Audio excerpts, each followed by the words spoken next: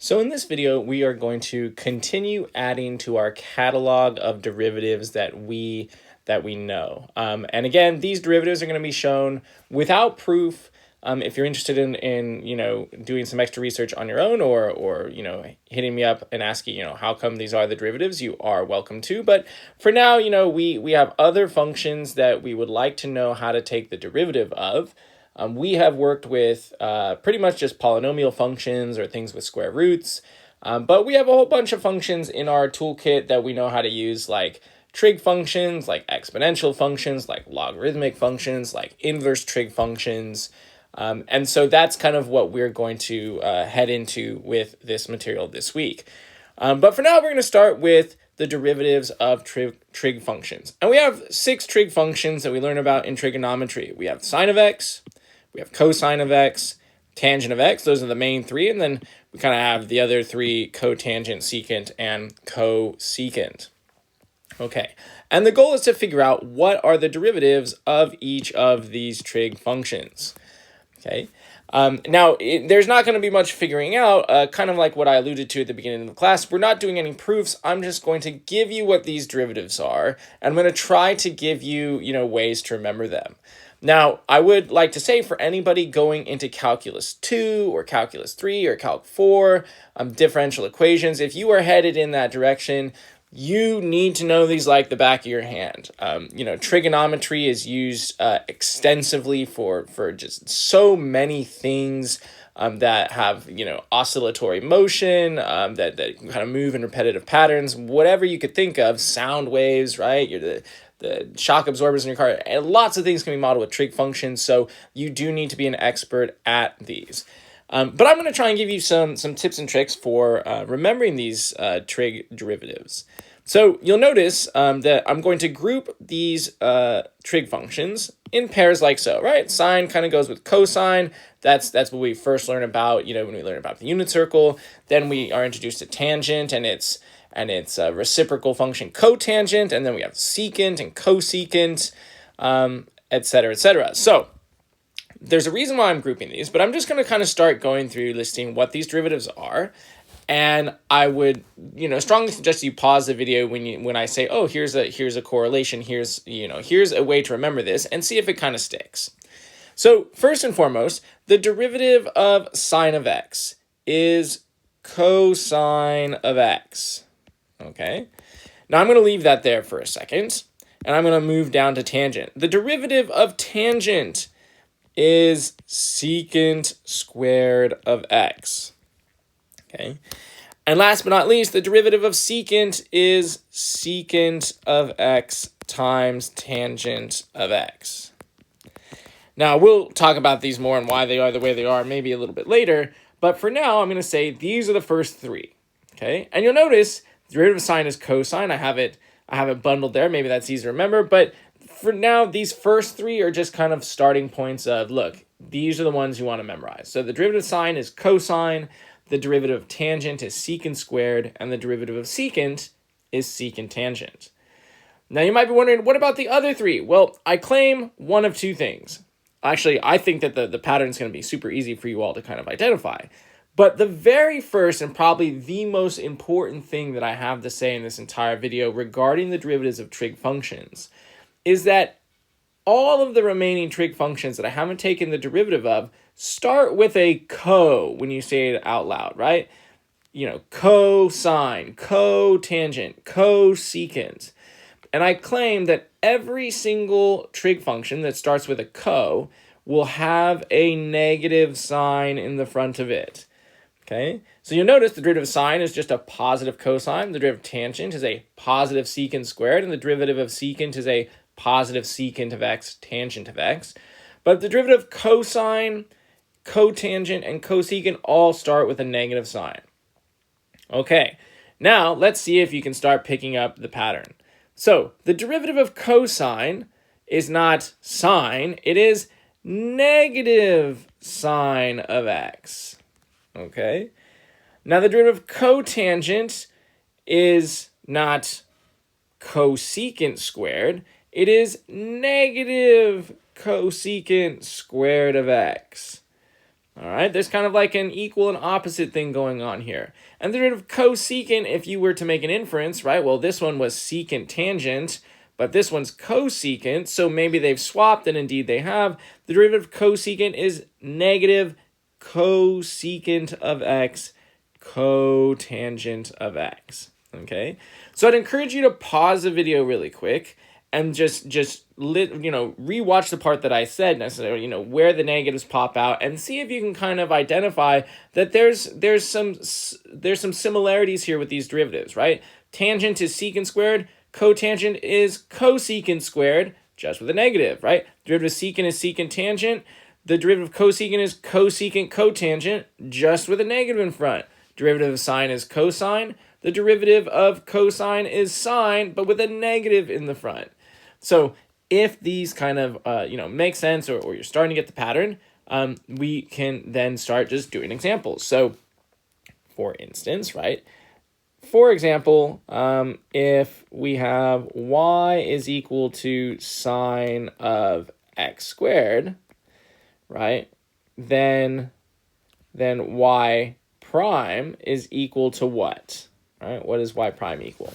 So the first thing that we need to notice here is that we are going to need the chain rule, because we have an outside function, which is sine of something. And then we also have an inside function, which is the x squared. So remembering the chain rule from our last videos, the chain rule goes that we're going to do the derivative of the outside function first. So it's going to be the derivative of sine, which we just learned is cosine of that stuff, right? That is the derivative of the outside function. And so we'll just leave that stuff in there. And then we're going to multiply by the derivative of what's on the inside. That's the chain rule. And so we're going to multiply by 2x, and there's our answer. Now, I just like to write it in the following way. I like to put the 2x in the front, but you can do as you wish. 2x cosine of x squared, and there you have it, right? This would represent the slope of this particular trig function at any given point, or it's the instantaneous rate of change. It's how the output is changing with respect to the input, however it is that you would like to view it. Okay, so that wasn't so bad. Maybe we'll zoom out here a little bit. Let's do another example. Let's see, example. Let's see, so let's let y equal x times cosecant of, let's do an interesting one, x cubed plus x. Okay, so this one's a little bit interesting. This is a more complicated example. And hopefully it's starting to click why in last week's videos, I primarily focused on just learning the rules of how to take derivatives, because hopefully now you can identify two things. Number one, you can identify that we have the product rule going on. We have one thing being multiplied by another function, right? The function x is being multiplied by the function cosecant of stuff. But then you'll have to notice, right, that on the inside here, the cosecant is going to have the chain rule at some point, right? Because we have cosecant of another function on the inside. So the very first thing here that we're going to do, so then, right, y prime is equal to ... right? What's it going to equal? Let's do some work. All right, so we're going to need to label these, and I'm going to label this first one as f, and I'll label the second one here as g. So we already know that we're going to need f prime for the product rule. So f prime is going to equal just 1, thankfully, because we just have x to the first. So that's not too bad. Now g prime, we're going to need that one as well for the product rule. So we're going to need to take the derivative of cosecant of x cubed plus x. Now, we have the chain rule again. So the derivative of the outside function being cosecant. So we can go to our table and say, all right, well, if the derivative of secant is secant tangent, then the derivative of cosecant is going to be cosecant cotangent, but with a negative in front. So we're going to get negative cosecant of stuff times cotangent of stuff, right? So that's going to be our g prime. This is the derivative of the outside function. And remember, the stuff still stays on the inside. So x cubed plus x and x cubed plus x. So that is the derivative of the outside function. And then we need to multiply that by the derivative of what's on the inside. So we're going to multiply this by the derivative of x cubed plus x, which is 3x squared plus 1. Okay, so there's our f prime, there's our g prime, and now we can just go back to doing the product rule like we normally would, right? So the product rule says that we're going to do f, which is my x function, times g prime, so that's going to be all of this stuff, and I'm going to put the 3x squared plus 1 in the front. You don't have to, but 3x squared plus 1, and then times, you know, I'll put the negative sign in front that we got from here, but negative cosecant of x cubed plus x cotangent of x cubed plus x. Okay, so there's my f times g prime. And then, so maybe I'll write that down. This is my f. This is my g prime. And then the rest of it, we need f prime, and then we're going to need g. So f prime is just 1, thankfully. So I'll put a plus sign here, and I guess I could put in the 1 there, but 1, and then multiplied by whatever g was, and g in this case is cosecant of x cubed plus x. And there it is, right? This is our answer, no problem. You may notice that you could factor something out of here if you want. So you notice that they both, both of these terms are going to have a cosecant x cubed plus x in them. So if you wanted, you could also say that, you could factor out a cosecant of x cubed plus x, and then just have everything else on the inside. So we'd have like our x, this negative sign, right? All that's going to still be there. So negative x times 3x squared plus 1, right? That's this first term. And if you wanted, you could even go simpler. You could multiply that in. And so we'd have 3x cubed plus x. So, negative quantity 3x cubed plus x. And we took out this cosecant, so we'd have a cotangent of x cubed plus x. And then just plus 1, right? Because we factored out that other cosecant, right? You could write your answer like this. This would be totally fine, totally acceptable as an answer. Okay? And this is it. This is trig functions, trig and their derivatives. There's not much more that really needs to be done, just due to the fact that, once you know these trig derivatives, they follow the same rules for taking derivatives as everything else, right? The product rule still works, the quotient rule still works, things like that. So maybe as like a final, as a final exercise, maybe we'll do this one. So let's do one more. I think this is a pretty nifty one to kind of tie it home. All right, so let's let y be equal to sine of x over cosine of x. Okay, we'll do one that needs a quotient rule. Find y prime. Okay, so here we're going to remember the quotient rule, which is low d high minus high d low all over low low. So I'm going to label this as high and label this as my low, and we're going to not screw anything up. Okay, so for this derivative, we're going to get that y prime is equal to, all right, here's my fraction. All right, low d high. So we're going to have cosine, we're going to have cosine, that's my low, times the derivative of sine, times my d high.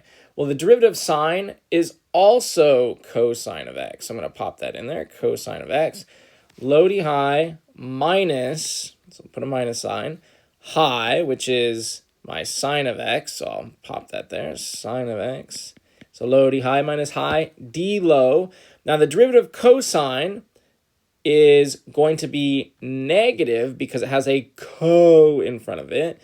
Negative sine of x. Now that's the derivative of cosine. So low d high minus high d low all over low low, which is the same thing as cosine squared of x, right? That's my low low. So let's try and tidy some of this up, right? We have y prime is equal to, so this minus and that minus will become a plus. The cosines together are going to be a cosine squared of x. Then we get a plus sine squared of x all over cosine squared of x. right? And this is our derivative. Now you may be content to say, yes, this is the derivative of sine of x over cosine of x, but I want to point one thing out, which is that once upon a time, we took a class called Pre-Calc 2, we took a class called Trigonometry, and we learned these things called trig identities. And if you are on your A game, you may remember that cosine squared plus sine squared, or as you may remember, it's sine squared plus cosine squared, is one of the most famous trig identities there is, because sine squared plus cosine squared is just equal to 1. And so what we really have is 1 over cosine squared of x. And last time I checked, 1 over cosine of x is the same thing as what trig function? It's the same thing as secant of x. And so what we really have is, for our answer, is that this derivative is just secant squared of x, right? And that this derivative just kind of boils down to secant squared. Now, why did I have you do this? Because look, I asked you to take the derivative of sine over cosine of x, which, by the way, what is sine over cosine the same thing as? What is that the same thing as? Oh, wait, sine over cosine, that's the same thing as tangent of x. So what we just figured out is that the derivative of tangent is secant squared of x, which is what we had said earlier on this chart. The derivative of tangent is indeed secant squared of x. So just another fun little exercise just to kind of show you the trig functions in action. Yeah, so you know, pause this video, look through it, try and cover them up and see if you can quiz yourself. You definitely don't want to build the habit of looking through your notes all the time to know these trig function derivatives, because you're just going to confuse yourself. And also, you know, in the future, and especially if you take any course ever in person, you know, you will not have access to your notes or things like that during those, you know, quizzes, tests, or if, you know, someone asks you to do some mental math for them. So yeah, just practice these until they kind of roll off your tongue, no problem. And then when you're ready to learn about some logarithmic derivatives and some exponential derivatives, head on over to the next video.